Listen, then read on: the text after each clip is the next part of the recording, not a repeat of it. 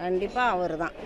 எத்தனை பேர் எத்தனை இது பண்ணாலும் அவர் தான். அவர் கொடுத்தாலும் சரி கொடுக்கலனாலும் சரி அவர் தான். அது கொடுக்குறாருன்றதுக்கெல்லாம் பேசக்கூடாது. நல்லது பண்ணுறாரா அதை வச்சு தான் நம்ம சொல்லணும். அவர் தான் சார் கண்டிப்பாக வருவார். ரொம்ப சந்தோஷம் சார். ரொம்ப ஹாப்பியாக இருக்குது. காலையில் எந்திரிச்ச உடனே ஃபஸ்ட்டு மெசேஜே அதுதான்.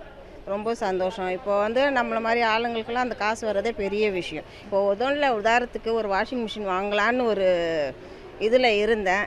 இப்போ அந்த 5000 ரூபாய் வருது, அதில் போட்டு கூட நான் வாங்கலாம். இப்போ எங்கள் வீட்டுக்கார்ட்டே எவ்வளோ நாளாக கேட்டுன்னு இருக்கேன், பார்க்கலான்னு. இது ஒரு எவ்வளோ சந்தோஷம். ஆமாம் சார், உண்மை. சேர்த்து வச்சுருந்தோம். இந்த 5000 ரூபாய் வந்ததுக்கு இன்னும் அதில் போட்டு ஒரு நல்ல மிஷின் நான் வாங்கலாம்.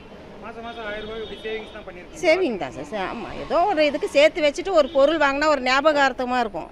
வேஸ்ட்டாக ஒரு அந்த 1000 ரூபாய் செலவு பண்ணுறதை விட அது சேர்த்து வச்சோன்னு வச்சுக்கோங்களேன். அது ஒரு பொருள் வாங்கும்போதோ இந்த ஒரு அண்ணா கொடுத்த காசு இதில் ஒரு பொருள் வாங்கணும். இப்போ நான் வாஷிங் மிஷின் வாங்கினாலும் அவருடைய ஸ்டிக்கர் அதில் ஒட்டுவேன் ஞாபகார்த்தமாக. அதுதான் என்னுடைய இது. வருவார் சார், கண்டிப்பாக அவர் தான்.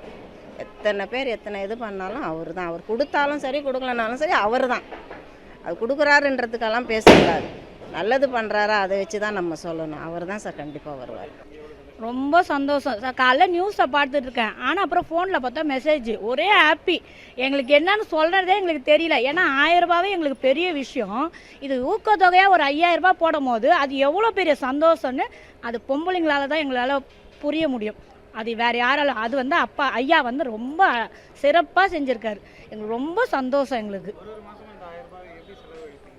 நாங்கள் வீட்டுக்கு தான் சார், வீட்டுக்கு தேவையான பொருள் எதுவோ அதெல்லாமே எங்களுக்கு ஒரு காய் வாங்கினாலும் அது யூஸ் ஆகுது, அரிசிக்கு யூஸ் ஆகுது, ஒரு கேஸ் வாங்கினாலும் யூஸ் ஆகுது எங்களுக்கு. அந்த 1000 ரூபாய் எங்களுக்கு குடும்பத்துக்கு ஒரு பொருளாக போகுது எங்களுக்கு. அதுக்குன்னு நாங்கள் ஒதுக்காத இந்த 1000 ரூபாய் எடுத்து நாங்கள் செலவு பண்ணுற மாதிரி இருக்குது. ரொம்ப சந்தோஷம் சார். நம்ம வேலைக்கு போனால் கூட ஒரு சமயம் தராங்க கூலி, ஒரு சமயம் தரமாட்டுறாங்க.